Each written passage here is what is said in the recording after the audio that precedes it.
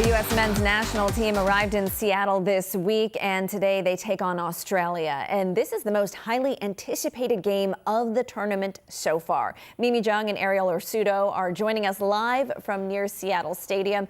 It's going to be an exciting day, jam-packed all the way downtown from where you two are. Farah, good morning. Yeah, Seattle's waking up to World Cup fever this morning. It is, as one fan said it, going to be bananas. Yeah, that's a great way to describe it. Yeah, it's going to be crazy down here, especially during the game time. Watch parties everywhere, people at this game, and then later tonight you got a Mariners game. I know, it's a double header. That's so fun here in the city. And in just a few hours, the U.S. men's national team will take on the Socceroos in a match that will draw more than 100,000 people to watch parties, sports bars, gathering spots, and of course the stadium here. Add in Juneteenth celebrations across the city, and throughout the day we're going to see huge crowds all throughout Seattle and Western Washington. And have you seen the Australians, the Aussie fans that are here? I love Aussie fans of kind of every sport. I love them in basketball. We have 2 Aussies on our Storm team, so I mean the Aussies are fantastic. I can't wait to see how they take over here. Yeah, we're going to be seeing them showing up in masses here in Seattle, and especially this morning down at Victory Hall, because that is apparently their gathering spot for today. Christian Balderas is live there right now where it is quiet, but I can't wait for you to spot the first Aussie fan who shows up at that watch party.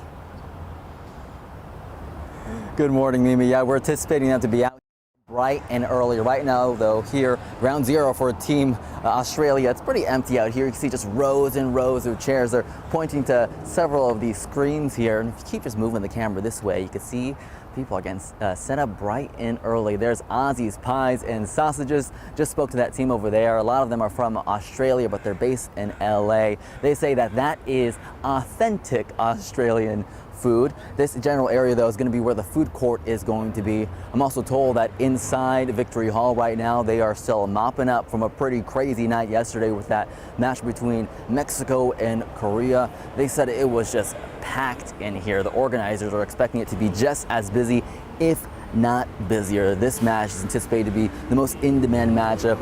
All of them that are happening here in Seattle. As you probably heard with Mimi and Ariel earlier, those tickets are just skyrocketing with people trying to grab last-minute tickets right now. Team Australia is seen as really the underdog in this fight, with the U.S. having a stronger track record. I'm sure, though, the Aussies hoping to change that narrative today. We're going to be out here all morning keeping track of the line. Let's go ahead and pull up a graphic here just to give you the details so you know what's going on. The party over here at Victory Hall starting at 7:30 in the morning. Then they're going to be marching to Seattle Stadium at 9:45. And of course, kickoff is at noon. Now we're going to be out here live all morning, keeping you posted on the line and the celebration. So make sure to stay with us. Live in Seattle, I'm Christian Balderas, King 5 News. Thanks so much, Christian. Now, if you don't have thousands of dollars to spend on today's match, like most people, you can watch the match for free in a number of fan zones outside of Seattle. The events are spread out across Western Washington. Here's a look at the map of the different fan zones across the state. In Everett, there's a watch party on the waterfront. That includes a kids zone. Bremerton is hosting a Juneteenth block party in addition to showing the game. And the Puyallup tribe is hosting multiple events during the match around Tacoma.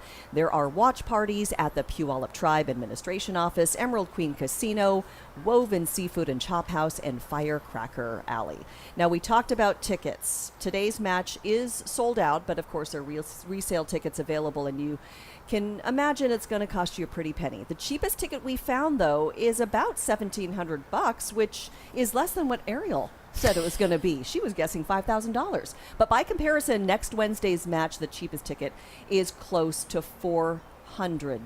So obviously this match is highly anticipated. A lot of people are willing to pay a lot of money to see the U.S. men's national team. Yeah, I mean, it's a privilege to have them in our backyard here.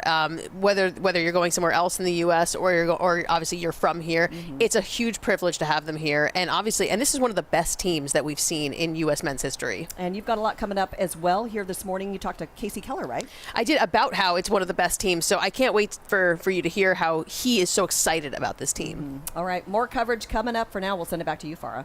All right, thanks, Mimi, Ariel. I can feel the excitement and just watching everyone walk by. They got their jerseys on. Everyone's feeling really good.